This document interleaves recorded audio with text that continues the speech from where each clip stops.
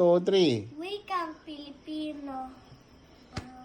Mm. Wikang Pilipino, wika ng bayan, aking nagisnan mula nang isinilang. Mula sa tahanan, kami ay sinasanay. Ito ang gamitin aming ikarangal. Maging sa paaralan, saan man nagtungo, hindi kaya sambitin ng dila ko. Batang Pilipino, akong bihasa rito.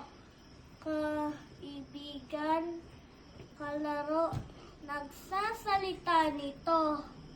Pinagtanggol din nito ng mga bayani sa makabagong panahon.